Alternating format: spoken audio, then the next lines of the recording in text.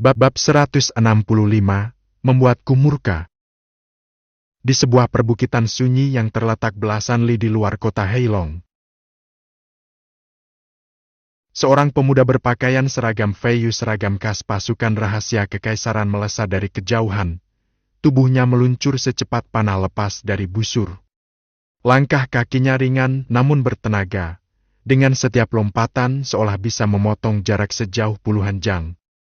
Hanya dalam beberapa tarikan napas, dia telah mendaki dari kaki bukit hingga ke puncaknya, lalu langsung berlutut di hadapan seorang pria paruh baya yang berdiri menunggu di atas batu besar. Wajah pemuda itu tenang, nafasnya tidak memburu sedikit pun, tanda jelas bahwa dasar kultivasinya amat kokoh dan terlatih. Dengan suara datar namun tegas, dia melapor. "Tuan, target telah keluar dari kota. Ia tengah menunggang kuda menuju tempat ini. Dengan kecepatannya sekarang, paling lama 2 batang dupa waktu lagi dia akan tiba di sini." Pria paruh baya itu mengenakan jubah brokat mewah, berwajah putih tanpa janggut, kulitnya halus bak perempuan, dan pembawaannya begitu lembut dan feminin, hingga sulit membedakan apakah ia pria atau wanita. Dialah Lu Gonggong, si pengkhianat istana yang dahulu pernah bekerja sama dengan Hei Kun untuk memburu Wei, dan 2 kali gagal di tangan pemuda itu. Mendengar laporan itu, Lu Gonggong menyipitkan matanya yang panjang, menatap jauh ke arah gerbang Heilong Cheng. Senyuman sinis merayap di sudut bibirnya, penuh keangkuhan dan penghinaan. Sambil mengusap-usap telapak tangannya yang licin, ia berkata dengan nada ringan tapi menusuk. "Anak itu boleh saja pandai merencanakan segala hal, tapi tetap saja takkan bisa lepas dari telapak tanganku." Lalu ia melirik ke arah bawah bukit. "Segera perintahkan yang lainnya. Waktunya bersiap. Hari ini, bukan hanya kitab rahasia itu yang harus aku rebut. Nyawa bocah itu pun harus ikut kubawa. Berani menggagalkan rencanaku, dia harus membayar harganya." "Siap." Pemuda berseragam Feiyu langsung menunduk dalam-dalam, lalu bangkit dan melesat turun bukit. Tak lama kemudian, 7 atau 8 orang lain berpakaian sama juga muncul di belakang Lu Gonggong. Mereka semua melompat serempak, menghilang ke balik pepohonan, pergerakannya gesit dan senyap seperti elang memburu mangsa. Lu Gonggong tetap berdiri di tempatnya sejenak, lalu sorot matanya menggelap. Setelah berpikir sejenak, ia pun mulai melangkah menuruni bukit, mulutnya bergumam dengan suara dingin. "Kali ini, aku akan turun tangan sendiri. Aku ingin melihat apa lagi yang bisa bocah itu lakukan." Seiring ucapannya, aura tajam dan mematikan mulai merambat keluar dari tubuhnya, bagaikan gelombang yang merusak ketenangan permukaan danau. Udara di sekeliling pun mulai bergetar pelan, penuh tekanan. Aura pembunuhnya meluap, seperti angin musim dingin yang menyapu lembah. Sementara itu, di jalan utama luar kota, seorang pemuda tampak menunggang kuda perang, melaju kencang seperti anak panah. Debu mengepul di belakangnya, dan suara derap kaki kuda bergema menggetarkan tanah. Kuda itu bukanlah sembarang kuda, melainkan kuda perang terlatih yang stamina dan kecepatannya luar biasa. Bahkan setelah berlari sejauh itu, belum tampak tanda-tanda kelelahan. Namun saat Wei memasuki sebuah jalan kecil yang melewati hutan sepi dan tandus, bahaya pun tiba-tiba mengintainya. Di balik semak dan rimbun pepohonan, satu persatu kepala mulai muncul. Tatapan mereka dingin dan mematikan, semuanya tertuju pada target utama mereka, Wei. Tak satu pun dari mereka berbicara. Tak seorang pun bergerak sia-sia. Bahkan tak terdengar suara napas seperti hantu yang menyatu dengan bayangan. Mereka jelas adalah pasukan pembunuh kelas atas, dilatih dengan keras, disiplin luar biasa. "Laksanakan!" Satu isyarat tangan dari pemimpin.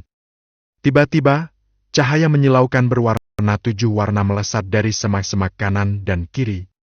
Beberapa lapisan penghalang bercahaya bermunculan di udara, menyatu membentuk sebuah formasi perangkap raksasa yang menutup seluruh jalur di sekitarnya. Formasi perangkap roh. Mata Wei menyipit, wajahnya langsung berubah tegang. Tanpa pikir panjang, ia meloncat dari pelana, menjejak punggung kudanya, dan dengan satu dorongan tenaga dalam, tubuhnya melesat mundur, mencoba keluar dari formasi. Namun, "Hah, bocah! Mau kabur sekarang?" Terlambat. Suara dingin dan mengejek terdengar dari belakang. "Tidak!" Boom! Sebuah ledakan dahsyat mengguncang udara. Cahaya merah darah memercik ke segala arah.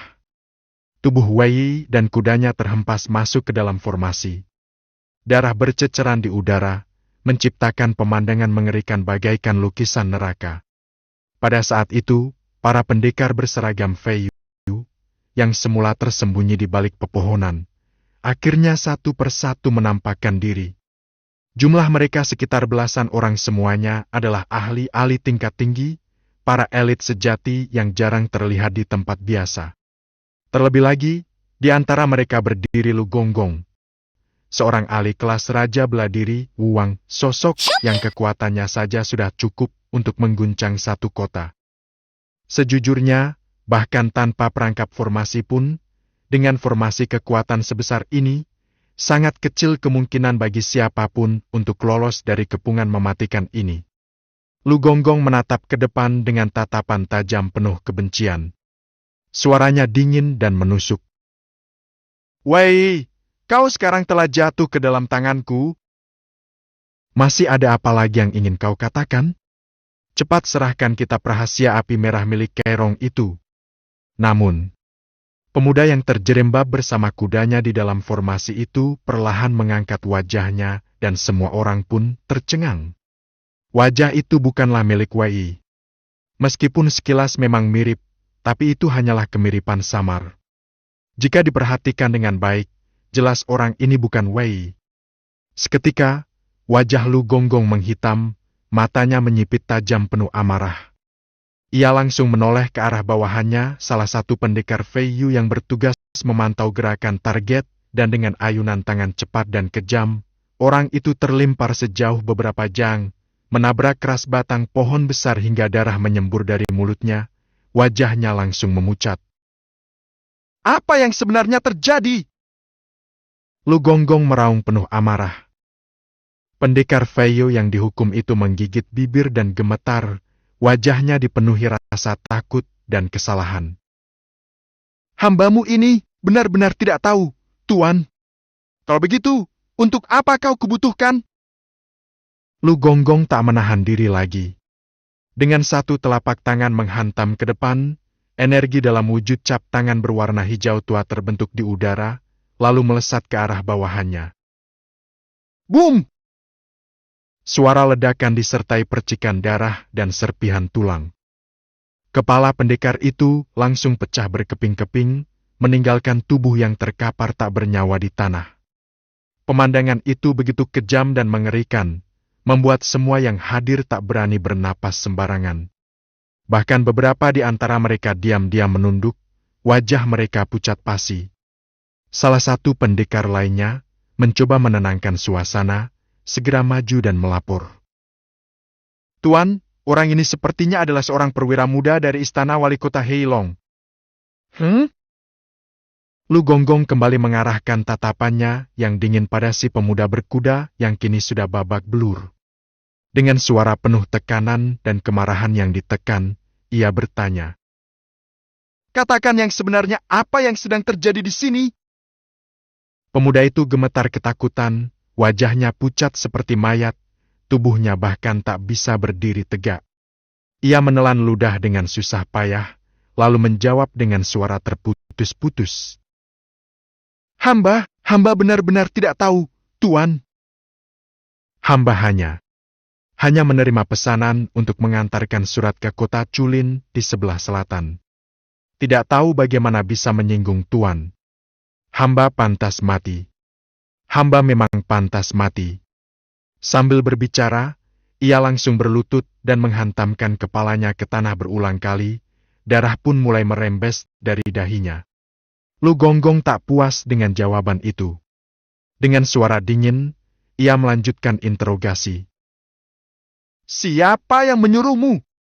Dan siapa yang memberikanmu pakaian seperti ini? Pemuda itu tahu tak ada jalan keluar. Akhirnya ia pun mengaku.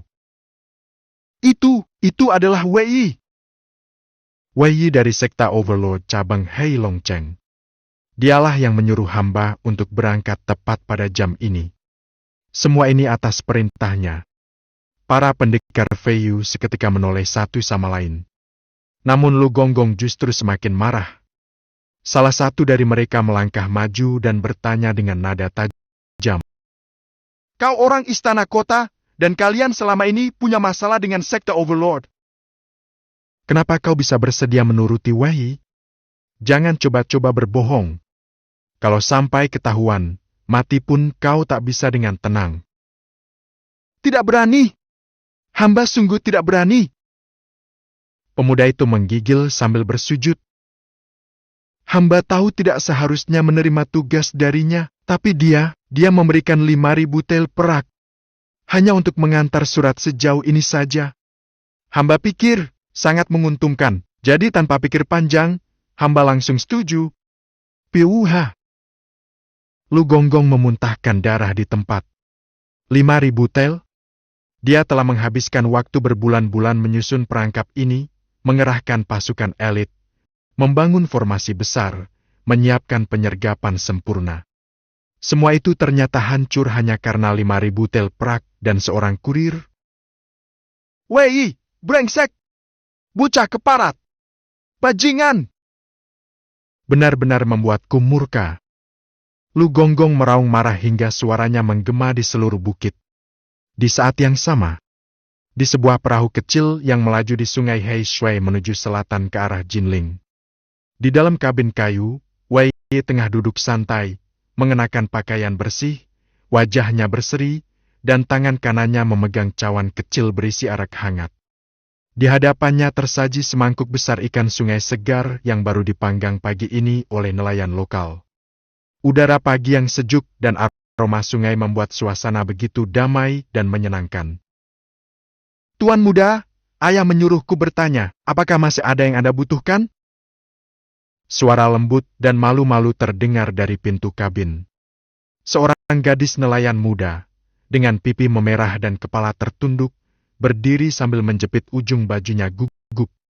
Wei menoleh dan tertawa kecil. Ada arak dan ikan segar, itu sudah lebih dari cukup. Ia menyesap araknya sambil tersenyum. Tapi, kalau bisa mendengarkan lantunan nyanyian rakyat dari desa air seperti ini, rasanya akan semakin sempurna. Gadis itu tersipu, lalu memberanikan diri menatapnya dengan mata besar penuh percaya diri. Kalau Tuan tidak merasa terganggu, hamba bersedia bernyanyi untuk Anda. Kalau begitu, aku siap mendengarkan dengan sepenuh hati. Wei tersenyum lembut. Gadis itu pun ikut tersenyum malu, lalu duduk di ujung kabin. Tak lama, dari mulut mungilnya mengalun suara jernih dan indah, penuh kelembutan khas pedesaan Jiangnan. Bukan suling, bukan kecapi, namun suara menembus langit biru. 3 bait lagu nelayan bergema dari layar perahu. Bagaikan gelombang lembut dan kejernihan danau. Mengalun dalam nyanyian nostalgia dari perahu yang mengayuh pulang. Suara nyanyiannya jernih dan tulus, membuat seluruh dunia terasa tenang. Dan Wei hanya bisa menyesap araknya, memejamkan mata, dan menikmati momen damai di tengah badai besar yang akan segera datang. Bab 166, Keinginan untuk menghancurkan klan Sun. Perjalanan dengan perahu selama 7 hari akhirnya membawa Wei sampai di kota Jinling. Begitu tiba, dia tidak membuang waktu dan langsung menuju kediaman keluarganya, klan Wei. Meski dirinya telah resmi mengundurkan diri dari posisi ketua cabang Hei Long Cheng di sekte Bawang Zong, namun ia tidak berniat langsung kembali ke markas pusat. Tujuan utamanya kali ini selain ingin menjenguk ayah dan ibunya, adalah menyelesaikan misi untuk menembus batas kultivasi berikutnya. Dan misi itu bukan melibatkan orang-orang klan Wei, melainkan musuh bebuyutan mereka, klan Sun. Apa? Kau bilang ingin memusnahkan seluruh klan Sun? Di ruang kerja keluarga, Wei Tianyang, ayahnya, yang awalnya penuh sukacita karena putranya pulang, mendadak terbelalak tak percaya setelah mendengar keinginan Wei Yi. Melenyapkan klan Sun? Itu bukan perkara sepele. Meskipun mereka adalah musuh lama, klan Sun tetaplah satu dari 10 klan besar di kawasan ini. Kekuatan mereka tak bisa diremehkan, dan bahkan setara dengan klan Wei sendiri. Ini bukan urusan kecil, Ir. Gumam Wei Tianyang sambil menggelengkan kepala pelan. Masalah seperti ini menyangkut kelangsungan seluruh klan. Ayah tak bisa seenaknya mengambil keputusan. Ia bukanlah pria penakut, tetapi persoalan sebesar ini melibatkan terlalu banyak nyawa dan kehormatan keluarga besar. Jika ia gegabah, maka bisa-bisa seluruh klan Wei ikut hancur bersama. Namun, Wei Yi hanya tersenyum santai dan berkata pelan. Ayah, Anda ini terlalu dekat dengan persoalan hingga jadi tidak jernih melihatnya. Ia lalu dengan tenang mulai menjelaskan, dengan cara bicara yang lebih seperti seorang pemimpin daripada seorang anak. Selama bertahun-tahun, berapa banyak dari keluarga kita yang telah tewas di tangan orang-orang Sun? Dendam yang menumpuk sudah tak bisa lagi diselesaikan dengan berdamai. Kita dan mereka adalah musuh yang tak bisa hidup dalam satu langit. Jika ayah mengusulkan untuk menyerang mereka, saya yakin para tetua keluarga akan mendukung penuh. Siapapun yang menentang, justru akan dicemooh oleh semua anggota keluarga lainnya.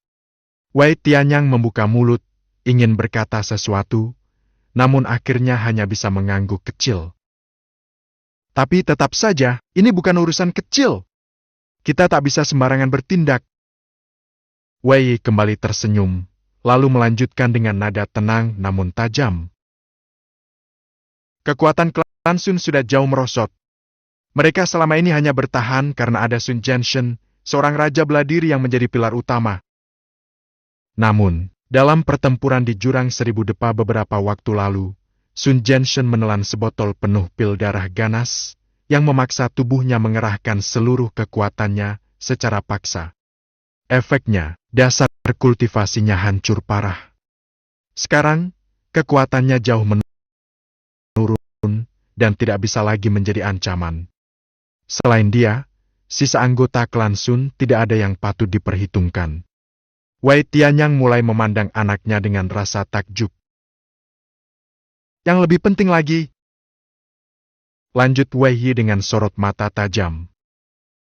Mereka tidak akan menyangka kita akan bergerak lebih dulu. Bahkan ayah sendiri sempat ragu, apalagi pihak lain. Kalau kita merancang rencana yang matang, lalu menyerang seperti petir dari langit, maka menghancurkan klan Sun bukanlah hal mustahil. Namun sang ayah tetap menyuarakan satu kekhawatiran. Tapi, klan Sun berdiri di wilayah Zhongshan. Jika kita menyerang secara terang-terangan, bisa-bisa memicu perlawanan dari kekuatan lain di sana. Bisa saja mereka bersatu dan malah berbalik membantu klan Sun, dan saat itu, justru kitalah yang akan terkepung. Wei Yi tertawa kecil. Itu sebabnya justru sekaranglah waktu terbaik untuk menyerang. Semua orang tahu kalau klan Sun sedang lemah. Ayah bisa diam-diam menggandeng satu kekuatan dari Zhongshan, lalu kita bekerja sama. Kita ambil harta cair milik Sun, sedangkan mereka ambil tanah dan aset properti. Lagian, kita juga tidak mungkin membawa semua aset itu pulang. Jadi lebih baik kita hadiahkan sekalian kepada mereka, dan sebagai gantinya, kita mendapat satu sekutu baru di Zhongshan. Keuntungan besar untuk keluarga kita, tanpa kerugian. Wei Tianyang tertegun. Ia sama sekali tak menyangka, masalah besar yang selama ini membuatnya nyaris tak tidur bisa terurai begitu mudah oleh anaknya dalam beberapa kalimat. Ia menarik napas panjang, dia merenung beberapa saat, lalu akhirnya hanya bisa menggeleng dan tertawa getir. Kau ini benar-benar masih anakku atau bukan? Rasanya, kau benar-benar seperti orang yang berbeda sekarang. Wei Yi tersenyum dan menjawab santai. Bukankah pepatah bilang, jika berpisah 3 hari, lihatlah dengan pandangan baru. Lagi pula, jika aku bukan anak ayah, buat apa aku susah payah memikirkan masa depan klan Wei? Kata-katanya terdengar ringan, tapi justru penuh makna. Kalau bukan karena demi keluarga, dia cukup menyelinap dan membunuh 5 orang musuh utama dari klan lawan, lalu langsung pergi. Selesai. Tak perlu serang terang-terangan. Wei Tianyang akhirnya meledak dalam tawa. Iya, iya. Meskipun kau sekarang sudah hebat dan penuh perhitungan, tapi tetap saja kau anakku. Dulu aku dengar-dengar kabar bahwa kau bikin gempar di Hei Long Cheng, bahkan katanya menghabisi seluruh kelompok perompak Hei Shui. Awalnya aku ragu. Sekarang, aku benar-benar percaya. Dulu kau bocah pemalas tak berguna, sekarang berubah jadi jenius. Ayahmu ini. Sampai bingung sendiri menyesuaikan diri. Ia tertawa terbahak, wajahnya penuh kebanggaan sebagai seorang ayah. Anaknya. Kini benar-benar membuatnya bangga. Tiba-tiba, pintu ruang kerja terbuka. Seorang wanita anggun masuk ke dalam, matanya menyipit curiga, melihat suami dan anaknya tertawa begitu lepas. Apa yang sedang kalian bicarakan? Sampai tertawa seperti anak-anak? Tanya Shen Qiulan, Ibu Wei. Matanya bergantian menatap Wei dan Wei Tianyang, penuh keheranan. Keduanya saling berpandangan, lalu tertawa geli. Ah iya, ucap Wei sambil teringat sesuatu. Ayah, Ibu, aku pulang kali ini juga bawa sedikit oleh-oleh. Oleh-oleh? Untuk kami? Shen Qiulan memandang putranya dengan tatapan terkejut. Haha, jangan-jangan cuma sesuatu yang murah dan tak berguna. Seloroh Wei Tianyang sambil tertawa kecil. Omong kosong apa lagi kau itu? Shen Qiulan langsung mencubit suaminya, lalu berkata tegas. Wei sudah repot-repot membawa hadiah, mau apapun itu, ibu tetap senang. Wei Tianyang hanya bisa tersenyum canggung sambil menggaruk hidungnya. Ia tahu istrinya memang selalu membela anak. Wei tertawa, lalu mengeluarkan sebotol kecil pil dan menyerahkannya kepada mereka. Apa ini? Tanya Wei Tianyang sambil memeriksa botol kecil berisi 2 butir pil berwarna ungu keemasan.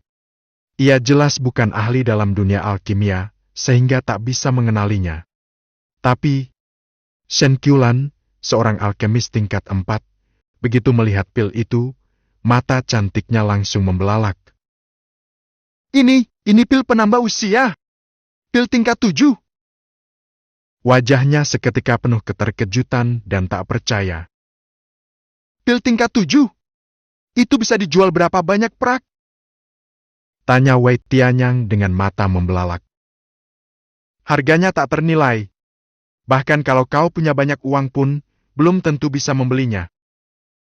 Shen Qiulan melotot kesal ke arah suaminya yang tampak polos dan tak tahu apa-apa soal pil-pil langka seperti ini. Lalu ia segera menoleh kembali ke putranya, sorot matanya penuh kecemasan dan kasih sayang. Ir, dari mana kau dapat pil seberharga ini? Tanyanya, suara pelan namun penuh penekanan. Pil semacam ini terlalu langka dan penting. Kau seharusnya menyimpannya untuk dirimu sendiri. Bahkan kalaupun kau tak ingin memakainya, itu bisa dijadikan alat tukar untuk mendapatkan harta karun lainnya. Namun Wei hanya tersenyum tenang. Ibu, aku masih menyimpan 2 butir lainnya. Yang ini memang aku siapkan untuk ibu dan ayah. Lagi pula, menurut ayah tadi, ini adalah hadiah pertamaku untuk kalian berdua. Kalau kalian menolak, aku bisa kecewa. Lo. Pil penambah usia memang hanya akan efektif saat digunakan pertama kali. Kalau bisa dikonsumsi berulang, dia pasti akan menyimpannya semua untuk orang tuanya. Tapi karena hanya 1 kali berguna, memberi 2 kepada mereka sudah cukup. Wei Tianyang dan Shen Qiulan terdiam sejenak. Dan sebelum mereka bisa mengatakan sesuatu lagi, Wei kembali membuka telapak tangan kanannya dan dalam 1 kibasan ringan. Sret! Segunung kitab tebal dan gulungan teknik kultivasi tiba-tiba muncul di atas meja. Beberapa di antaranya bersinar lembut, menandakan bahwa bahwa mereka bukan kitab sembarangan. Ini hasil rampasan dari markas perompak He Shui.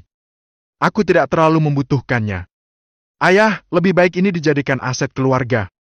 Ada banyak teknik dasar, sebagian adalah teknik tingkat menengah, dan beberapa bahkan teknik tingkat tinggi. Sebagian besar mungkin kualitas biasa, tapi beberapa adalah teknik langka tingkat Xuan. Wei Tianyang dan Shen Qiulan kaget bukan main. Mereka hanya bisa saling berpandangan, tak percaya dengan pemandangan yang ada di hadapan mereka. Setumpuk besar teknik bela diri, jurus, dan ilmu kultivasi. Dalam jumlah sebesar itu, jika dijual di pasar gelap, bisa bernilai harta kekayaan sebuah kota kecil. Namun mereka tahu, kitab-kitab seperti ini jarang sekali dijual. Karena itu adalah warisan sejati. Sesuatu yang bisa memperkuat klan, diturunkan ke generasi berikutnya. Sesuatu yang lebih berharga dari emas, lebih berguna dari tanah, dan lebih langka dari senjata magis. Wei Tianyang menghela napas, lalu menatap anaknya dengan mata lembut, namun juga penuh keterkejutan dan rasa hormat. Jadi, beginilah makna sesungguhnya dari pepatah 3 hari tak bertemu, harus memandang anak dengan pandangan baru. Shen Qiulan tersenyum kecil, wajahnya lembut namun juga berkaca-kaca. Mereka berdua tahu, anak mereka kini telah tumbuh menjadi lelaki sejati. Bukan hanya kuat, tapi juga bijak, penuh pertimbangan, dan memiliki jiwa kepemimpinan. Wei, kini bukan lagi bocah ceroboh yang dulu mereka kenal. Kini ia adalah harapan terbesar klan Wei. Bab 167, Keterkejutan Luhu. Keesokan paginya, meski sedang berada di rumah sendiri, Wei sama sekali tidak terlena dengan kenyamanan tempat tidur. Sama seperti saat berada di sekta atau ketika mengurus cabang Black Dragon City, ia tetap bangun pagi dan langsung mulai berlatih. Meskipun ia memiliki sistem game yang memberinya keuntungan curang, Wei tetap lebih memilih untuk menjadi seorang petarung sejati yang giat dan disiplin. Menurutnya, kerja keras bukan semata soal perlu atau tidak, ini adalah soal mentalitas. Seorang yang bermalas-malasan, meski berada di atas gunung emas, tetap tidak akan bisa menjadi sosok yang menjulang tinggi dan dihormati. Sedangkan ia, Wei, bukan hanya ingin keren sesaat, tapi ingin menjadi hebat seumur hidupnya. Saat kabut pagi masih menyelimuti langit, ia duduk bersila dan mulai mengolah energi dengan Kairong Fire Sculpture selama setengah jam. Energi Kairong pun beredar lembut dalam tubuhnya, mengalir melalui jalur meridian dan akhirnya berkumpul di dantiannya. Energinya menjadi semakin padat dan stabil, menunjukkan bahwa kontrolnya terhadap teknik ini sudah semakin mendalam. Tak berhenti sampai di situ, Wei segera menuju ke arena latihan keluarga di halaman belakang, tempat para anggota keluarga Wei biasa berlatih bela diri. Hari ini ia menjadwalkan diri untuk fokus pada jurus tinju naga gajah. Tinju naga gajah adalah salah satu jurus yang ia dapatkan dari perpustakaan teknik bawah tanah sekta Overlord.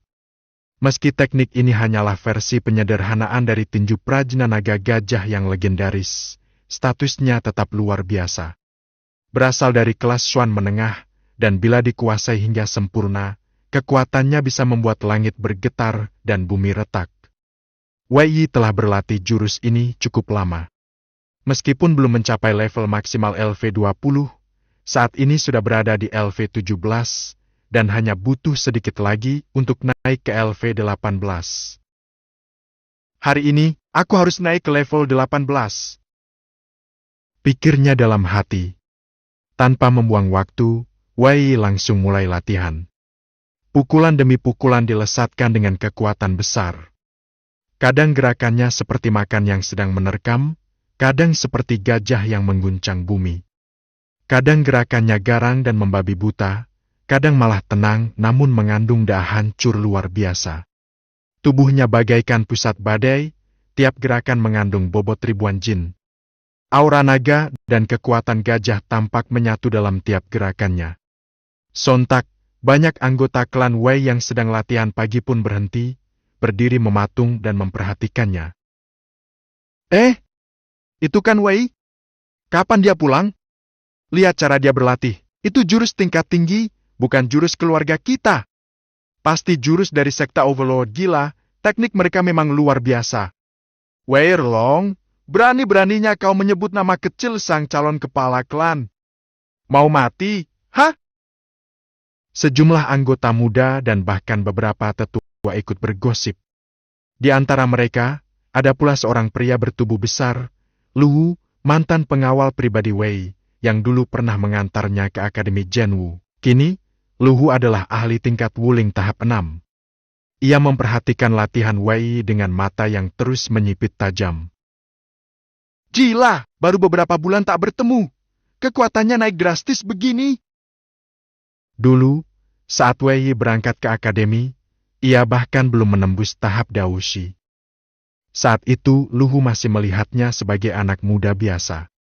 Namun sekarang, Wei tidak hanya berada di puncak Daoshi, tetapi pukulan-pukulannya memiliki kekuatan yang setara dengan dirinya sendiri padahal ia sudah mencapai Wuling tingkat 6. Menarik. Sebuah kilatan semangat bertarung memancar dari mata Luhu. Tak tahan lagi, ia pun melangkah maju. Berlatih sendirian itu membosankan. Biar aku temani kau latihan. Orang-orang langsung tertawa. Semua tahu kalau Luhu itu memang gatal tangan kalau melihat jurus menarik. Wei menoleh dan tertawa. Kalau Paman Hu bersedia mengajari, aku tentu tak menolak. Tapi kalau nanti aku menang, jangan baper, ya. Sialan, belum bertarung mulutmu sudah makin tajam saja. Tanpa banyak bicara lagi, Luhu melangkah cepat dan langsung meluncurkan sebuah pukulan kuat tanpa teknik khusus, hanya murni kekuatan tubuh. Terima ini! Meski tanpa teknik, pukulan itu memiliki kekuatan besar. Semua anak muda yang melihat bahkan merinding. Kalau mereka yang kena, bisa-bisa langsung tumbang dan muntah darah. Namun Wei tidak gentar. Bahkan dia tidak berkedip sedikit pun. Paman, kalau segitu doang, terlalu lemah. Wei menyambut pukulan itu dengan pukulan biasa tanpa jurus apapun. Duar. Dua kepalan tangan bertabrakan keras, suara benturan membuat udara bergetar. Tubuh keduanya mundur 3 langkah dalam waktu bersamaan. Semua yang menonton melongo. Serius? Tahan seimbang lawan Luhu? Luhu sendiri benar-benar terkejut. Pukulan tadi bukan main-main, dan bocah ini benar-benar sanggup menandinginya. Wei kini telah menjalani latihan tubuh dengan teknik Fire Tampering Body Sculpture, belum lagi penyucian darah dari monster purba yang ia peroleh sebelumnya. Tubuhnya kini sudah sekuat baja. Bahkan bila dibandingkan dengan petarung tubuh murni, ia mungkin hanya kalah sedikit. Lagi! Luhu berteriak dan kali ini mengeluarkan jurus tingkat Swan. Tinjunya kini menyala dengan cahaya menyilaukan, gerakannya seperti kilat menyambar. Wei pun membalas. Dragon Elephant Fist. Kali ini, pertarungan sungguhan pun dimulai. Tinju demi tinju saling menghantam, teknik demi teknik saling menangkis. 30 jurus berlalu dalam sekejap. Setiap kali bertukar pukulan, Wei merasa jurus Dragon Elephant Fist miliknya semakin matang. Akhirnya, Dragon Elephant Fist level up. LV18. Senyuman muncul di bibir Wei. Ia memandang Luhu sambil mengangkat alis, dan senyum tipis dan licik pun mengembang di wajahnya. Paman Hu, terima kasih sudah bersedia menemani dan membantu mengasah jurus-jurusku. Ucap Wei sambil tersenyum santai, namun matanya memancarkan semangat pertempuran yang belum juga padam. Tapi, kurasa, duel kita sudah cukup sampai di sini. Begitu kata-kata itu meluncur dari mulutnya, tubuh Wei tiba-tiba menghilang seperti bayangan siluman, lenyap dari tempat semula tanpa jejak. Apa? Luhu baru saja akan mengambil napas ketika sosok Wei tiba-tiba sudah berada tepat di hadapannya. Kecepatannya benar-benar membuat mata tak sanggup mengikutinya. Belum sempat Luhu bereaksi, sebuah pukulan meluncur deras dari depan. Namun ini bukan pukulan biasa. Dari tinju itu, muncullah dua bayangan raksasa yang memekakan udara. Seekor naga mengaum dari langit, dan seekor harimau meraung dari bumi. Keduanya bersatu, menyatu dalam satu serangan megah, mengeluarkan gelombang tekanan yang membuat dada seolah ditindih gunung. Naga dan harimau! Gabungan dua elemen ilusi dalam satu pukulan. Luhu, seorang petarung tingkat wuling kelas 6, untuk pertama kalinya dalam beberapa tahun terakhir, merasa jantungnya berdetak lebih cepat karena keterkejutan. Raungan naga dan harimau menggema di telinganya, dan sebelum ia bisa bertindak lebih jauh, kekuatan gabungan dari keduanya sudah menerjang langsung ke arahnya. Bab 168, Kemunculan Si Tushin. Pukulan itu mengguncang udara hingga melengkung, menampakkan bayangan naga dan harimau yang meraung garang. Aura dari tinju Wei seolah badai yang tak tertahankan, menggulung seperti banjir bandang yang menerjang segalanya tanpa ampun. Serangan itu jelas bukan sembarangan. Itu adalah tanda bahwa Wei telah mencapai tahap pemahaman mendalam terhadap inti sejati jurus tinjunya. Meski belum benar-benar sempurna dan menyatu dalam satu kesatuan, namun jelas dia sudah sangat dekat dengan titik itu. Tingkat LV18. Hanya 2 tingkat lagi menuju puncak LV20, tapi kekuatannya kini sudah cukup untuk membuat siapapun waspada. Wei yang tiba-tiba meledakkan kekuatan penuh membuat Luhu benar-benar terkejut. Ia sudah berusaha sekuat tenaga untuk bertahan, tapi tetap saja terdorong mundur puluhan langkah. Barulah setelah lebih dari 10 langkah panjang, ia berhasil menghentikan tubuhnya dari terpental lebih jauh. Ketika akhirnya ia mendongak dan menatap ke arah Wei, wajah Luhu dipenuhi ekspresi yang rumit. Tak ada luka fisik di tubuhnya, karena Wei memang menahan kekuatan saat menyerang. Namun luka di harga diri dan hatinya jauh lebih sulit disembuhkan. Perasaannya saat ini hanya bisa dijelaskan dalam satu kalimat. Gelombang baru dari sungai panjang selalu menenggelamkan gelombang lama di pantai. Yang muda menggantikan yang tua. Ia kalah. Dan ini adalah kekalahan yang tak bisa dibantah. Luhu memang belum mengerahkan kekuatan jiwa bela dirinya, namun Wei pun belum menggunakan kekuatan darahnya, apalagi senjata atau jurus pedangnya. Mereka murni bertarung menggunakan jurus tinju, dalam kondisi yang sangat adil dan seimbang. Dan hasilnya, dia kalah. Terima kasih atas bimbingannya, Paman Hu. Ucap Wei tulus, menyadari situasi yang agak canggung. Namun Luhu justru mendengus sambil melotot. Dasar bocah, jangan sok manis. Kalah ya kalah. Apa kau pikir pamanmu ini tipe orang yang tak bisa menerima kekalahan?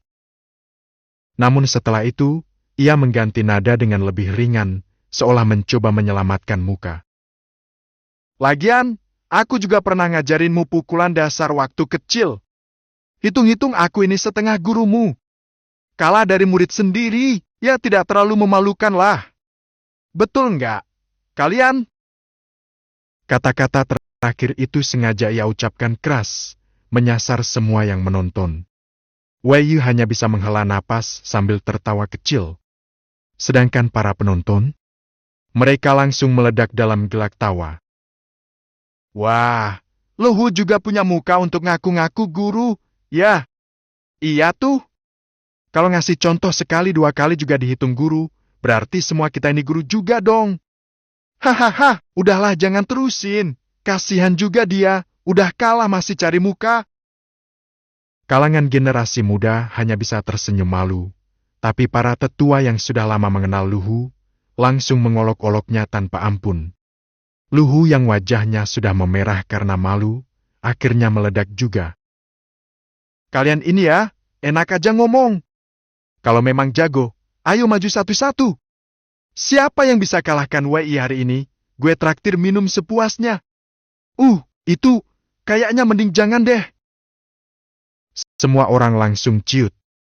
Mereka melirik Wei yang berdiri dengan senyum santai namun penuh percaya diri, dan langsung mengurungkan niat. Mereka tidak bodoh. Mereka tidak ingin jadi bahan tertawaan seperti Luhu. Namun justru saat suasana mulai tenang, Kalau begitu, bagaimana kalau aku saja yang mencoba? Sebuah suara yang asing tapi tenang terdengar dari kejauhan. Semua orang langsung terdiam, serentak menoleh. Wei pun ikut menoleh, menatap pemuda berbaju putih yang tiba-tiba muncul dari arah pintu gerbang halaman. Pria muda itu berdiri tegak, matanya jernih dan tenang. Meski wajahnya tak bisa dibilang tampan, namun ada auranya sendiri anggun dan dingin. Namun yang paling menarik perhatian Wei adalah kekuatan tersembunyi yang perlahan mengalir dari tubuh pemuda itu. Tidak mencolok, tapi cukup untuk membuat naluri pertempuran Wei bergetar sedikit. Jelas, orang ini bukan sosok sembarangan. Saudara, siapa gerangan Anda? Wei menyipitkan mata, sorot tatapannya penuh kewaspadaan. Namun, tak lama kemudian, pandangannya terarah pada ayahnya yang berdiri tak jauh di sisi arena. Dan di samping sang ayah, berdiri seorang pria parubaya yang belum pernah ia lihat sebelumnya. Penampilannya sangat mencolok dan lebih menarik lagi. Wajah pria parubaya itu memiliki kemiripan yang mencolok dengan pemuda berjubah putih tadi. Dari kemiripan itu saja sudah cukup untuk menyimpulkan satu hal, mereka adalah keluarga kandung. Kemungkinan besar adalah ayah dan anak. Namun yang membuat Wei merasa lebih waspada adalah aura yang terpancar dari tubuh pria parubaya itu. Meski wajahnya tersenyum ramah, bahkan tak menampakkan sedikit pun permusuhan, aura yang ia pancarkan cukup untuk membuat siapapun merasa tertekan. Seolah-olah seseorang berdiri di hadapan Raja Harimau. Meski sang raja tersenyum, gigi taringnya tetap menyeringai di balik senyum itu. Jika tebakan Wei tidak meleset, maka pria ini adalah seorang ahli yang telah melampaui tingkatan martial spirit dan mencapai ranah Raja Martial, seorang petarung kelas 1. Saat itu juga, pemuda berbaju putih di hadapannya melangkah sedikit ke depan dan tersenyum, senyumnya tenang dan tulus, penuh kesopanan. Namaku Si Tushin dari wilayah Zhongshan. Katanya ringan, suaranya bersih dan tegas. Aku adalah murid dalam dari sekte pembantai iblis Shao Zong. Wei sedikit menyipitkan mata. Wilayah Zhongshan, keluarga situ, jangan-jangan. Baru saja pemikiran itu muncul, ia langsung menoleh ke arah ayahnya. Seakan sudah saling memahami satu sama lain, Wei Tinai Nenegrem mengangguk pelan dan membuka mulut sambil tertawa. Si Tushin ini adalah murid yang sangat menonjol di sektenya, bukan hanya berbakat, tetapi juga memiliki kekuatan luar biasa. Namanya cukup dikenal di kalangan para murid dalam sekte pembantai iblis. Kalau hari ini dia bersedia turun tangan, ini bisa jadi kesempatan langka untukmu, Yer. Namun pria parubaya di samping Tianyang, yang tak lain adalah ayah dari Si Tushin, Si Tulan, hanya tertawa pelan dan berkata merendah. Jangan terlalu memujinya, Tianyang Zhong. Anak ini cuma murid biasa saja di sekte itu. Justru aku pernah mendengar tentang Wei, keponakanmu, namanya bergema di seluruh Black Dragon City. Bahkan mampu menumpas kelompok perompak Heishui sendirian. Itu baru benar-benar luar biasa. Mendengar percakapan itu, Wei segera menyadari bahwa kedua ayah dan anak dari keluarga situ inilah yang dipilih oleh ayahnya sebagai calon sekutu dari Zhongshan. Cepat juga gerakan ayah ini. Wei membatin dalam hati. Meski begitu, wajahnya tetap tenang. Ia menoleh kepada Si Tushin sambil tersenyum sopan. Kalau saudara situ bersedia menguji dan membimbing, aku tentu dengan senang hati menerimanya. Si Tushin mengangguk, sorot matanya langsung berubah tajam, dipenuhi dengan semangat bertarung yang berkobar. Kalau begitu, mari kita mulai. Seketika, langkah demi langkah ia mendekati Wei. Setiap langkah yang ia ambil, aura di sekelilingnya pun meningkat drastis. Getaran kekuatan seperti ombak yang saling bertumpuk-tumpuk, membuat para penonton di sekitar arena menahan napas mereka. Ia sudah melewati ranah martial spirit, dan kini telah mencapai tingkat ketiga dari ranah itu. Meskipun hanya berada di tahap awal, namun kekuatan dan kestabilan dasar yang ia miliki setara dengan para ahli kelas atas di tingkat tersebut. Kuat sekali auranya, Tak heran disebut sebagai jenius nomor 1 di Zhongshan. Desas-desus mulai terdengar dari kerumunan. Tapi, apa pemimpin muda bisa mengalahkannya? Beberapa anggota keluarga Wei mulai khawatir. Bahkan Luhu yang berdiri tak jauh pun mengerutkan dahi. Meski dirinya secara teknis lebih kuat dari si Tushin karena sudah mencapai tingkat 6 martial spirit, namun aura dan tekanan yang dipancarkan si Tushin bahkan dirinya tidak berani menganggap remeh. Dan saat semua orang menahan napas, boom! Suara ledakan keras menggema, membuyarkan keheningan seluruh area latihan. Aura si Tushin meledak seperti gunung meletus. Dalam sekejap, roh bela dirinya muncul dengan gemilang di belakang punggungnya. Itu adalah seekor serigala iblis bertulang putih. Tidak seperti serigala biasa yang garang dan buas, sosok roh bela diri ini tak memiliki bulu, hanya menyisakan tulang putih yang bersinar lembut dengan cahaya suci. Namun justru disitulah letak keanehannya, ia tidak terasa jahat ataupun menakutkan, malah memancarkan aura ilahi dan suci. Pemandangan ini langsung membuat semua orang terdiam. Bahkan Wei Tianyang yang sejak awal tenang, pupil matanya tiba-tiba menyusut tajam. Ia menatap dalam-dalam ke arah si Tulan dan berkata pelan, namun syarat makna. Aku tidak menyangka, ternyata keluarga Situ selama ini menyembunyikan kekuatan sebesar ini. Keponakan Situ yang satu ini, ternyata membangkitkan roh bela diri kuno. Roh bela diri kuno. 4 kata itu jatuh bagaikan palu godam di tengah kerumunan. Semua wajah langsung berubah. Bahkan jantung Wei pun terasa bergetar. Tubuhnya sedikit menegang. Si Tushin ternyata bukan hanya seorang jenius biasa. Dia adalah pemilik roh bela diri kuno eksistensi langka yang hanya muncul sekali dalam beberapa generasi. Bab 169, Roh Bela Diri Kuno. Meski seorang kultivator dapat membangkitkan roh bela diri setelah menembus ranah martial spirit Wuling, namun roh bela diri sendiri juga memiliki tingkatan yang berbeda.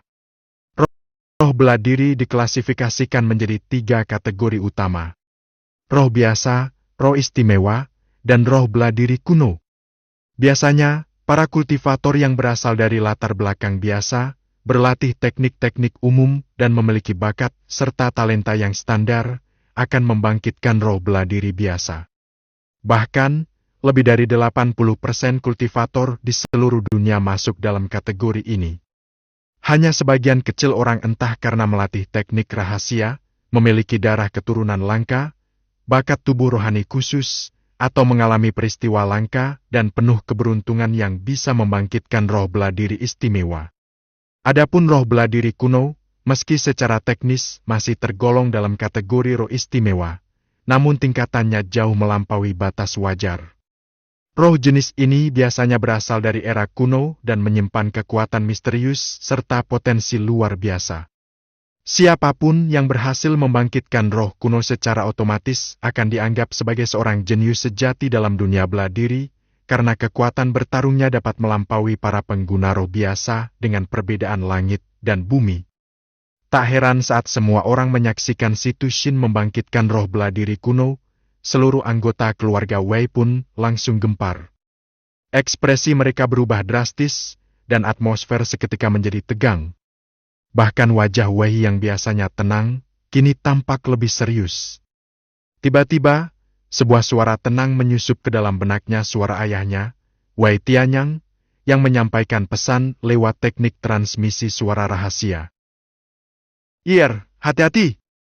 Jika si Tushin benar-benar membangkitkan roh bela diri kuno, maka kekuatannya jelas jauh lebih mengerikan daripada yang kita perkirakan. Ayah menduga, kedatangan mereka kali ini bukan hanya untuk bersilaturahmi, melainkan juga ingin menguji kemampuan keluarga Wei. Mereka ingin melihat apakah kita layak untuk menjadi sekutu. Jangan merasa tertekan. Lakukan yang terbaik, tetapi tetap berhati-hati. Mendengar pesan itu, hati Wei menjadi sedikit lebih tenang. Dia memang sudah bisa menebak niat tersembunyi keluarga Situ. Jika hanya untuk kerja sama biasa, tak perlu sampai mengadakan duel seperti ini. Tapi jika mereka menginginkan aliansi yang setara, Tentu mereka ingin melihat sejauh mana kemampuan pewaris keluarga Wei, yakni dirinya. Jadi begitu. Wei mengangguk pelan dalam hati, dan sebuah keputusan pun muncul dengan jelas dalam pikirannya. Kalau kalian ingin menguji aku, maka aku akan menunjukkan seberapa layaknya aku untuk diuji. Roh kuno? Memang luar biasa, tapi pada akhirnya kau masih hanya seorang petarung level 3 martial spirit. Kekuatan dari roh kuno itu bisa kau gunakan seberapa banyak? Mari kita lihat. Aura bertarung mulai berkobar di dalam dirinya. Tak ada rasa takut sedikit pun. Wei telah menaklukkan banyak musuh tingkat martial spirit sebelumnya. Bagaimana mungkin dia akan gentar hanya karena satu orang meski orang itu pemilik roh bela diri kuno? Tanpa ragu, Wei langsung melepaskan kekuatan garis darah emas miliknya. Suara menggelegar dan energi menderu keluar dari tubuhnya. Kilatan cahaya totam menyeruak, membentuk bayangan ilusi di udara. Simbol darah keturunan kuno telah terbangun sempurna. Aura menakutkan menyapu seluruh arena, dan seketika menekan aura yang sebelumnya dilepaskan oleh Si Tu Shin. Pemandangan ini mengejutkan semua orang. Bahkan Si Tu Shin dan ayahnya, Si Tu Lan, tak bisa menyembunyikan keterkejutan di wajah mereka. Sementara itu, para anggota keluarga Wei yang berdiri menyaksikan dari pinggir arena pun melotot tak percaya. Dulu saat meninggalkan rumah, dia hanya membangkitkan darah keturunan Prak, tapi sekarang dia sudah mencapai tingkat emas. Di dalam sejarah keluarga Wei, bahkan sang pendiri keluarga pun hanya memiliki darah keturunan emas. Itu adalah garis darah tertinggi yang pernah dicatat. Dengan kata lain, bakat Wei saat ini setara dengan leluhur tertinggi keluarga mereka. Wei Zainenegram, kenapa kau tadi bilang keluarga kami menyembunyikan kekuatan? Si Tu Lan ikut bicara dengan senyum kaku. Keluarga Weimu pun ternyata tak kalah dalam hal menyembunyikan rahasia. Dalam hati, Wei Tianyang sendiri juga merasa sangat terkejut. Ia ingin sekali berkata, "Jujur saja, aku sendiri juga baru tahu." Saat terakhir kali bertemu dengan Wei di tebing Qianjiang, dia sama sekali tak menyadari perubahan sedrastis ini. Tak pernah ia duga bahwa putranya telah berkembang begitu pesat. Meski begitu, rasa terkejut itu tak sedikit pun terlihat di wajahnya. Ia hanya tersenyum tenang dan menjawab, sama-sama pandai menyimpan kartu as, rupanya." Mendengar itu, wajah Si Tu Lan langsung bergetar 2 kali. Rasa puas diri yang sempat muncul dalam dirinya sebelumnya pun langsung lenyap. Memang benar, orang tua satu ini licik juga. Pikir mereka berdua hampir bersamaan. Sementara itu, di arena latihan, duel besar pun akhirnya dimulai. Si Tu Shin berdiri dengan aura menyala. Roh bela dirinya serigala iblis tulang putih menyala terang, cahaya suci menyelimuti separuh langit. Di sisi lain, Wei menjalankan kitab api merah yang menyatu dan mengaktifkan penuh kekuatan garis darah emas. Aura seperti lautan api mengamuk dari tubuhnya, menyebar dan menelan langit. Kedua aura itu terus bertumbukan di udara. Namun sampai titik itu, tak satu pun dari mereka berhasil mendominasi sepenuhnya. Hebat. Wei Zainenegram memang luar biasa. Si Tu Shin akhirnya angkat bicara. Tak ada lagi senyum di wajahnya, hanya semangat bertarung yang membara. Si Tu Zainenegram juga layak disebut jenius sejati. Wei menjawab dengan tenang. Di tangannya, pedang pahlawan telah terhunus. Kilatan tajam dari bilahnya perlahan menyebar, seperti cahaya bulan yang tak terbendung, membelah angin dan membelah tekanan. Lihat pedangku! Teriakan keras menggema di udara. Dalam sekejap, Si Tu Shin sudah melesat ke depan, tangan kanannya menggenggam sebuah pedang pusaka bercahaya putih suci. Dengan satu ayunan tajam, kilatan pedang seperti cahaya bulan menyapu ke arah Wei, menyibak udara dan memancarkan aura murni yang nyaris suci. Mungkin karena kekuatan roh bela diri kunonya telah ia bangkitkan, setiap gerakan Si Tu Shin tidak membawa aura pembunuhan atau kebengisan seperti biasanya, melainkan justru menyimpan kekuatan pemurnian, seolah-olah setiap tebasan pedang bisa menembus pertahanan dan menyucikan jiwa. Aura pedangnya bersih dan suci, namun justru lebih sulit ditangkis, seakan menyasar langsung pada kelemahan jiwa dan kehendak. Jurus pedang Surya Murni! Wei Yi mengerutkan kening, matanya menyipit tajam. Tanpa ragu, dia segera mengaktifkan jurus pedang Surya Murni miliknya. Begitu gerakan dimulai, pedang pusaka di tangannya bergetar hebat, lalu mulai memancarkan cahaya pedang yang menyilaukan seperti matahari tengah hari. Dalam sekejap, puluhan bahkan ratusan kilatan pedang berwarna keemasan menebas dari berbagai arah, bersinar bagaikan lautan api matahari yang menyapu langit. Ledakan demi ledakan bergemuruh. Bang! Bang! Bang! Bang!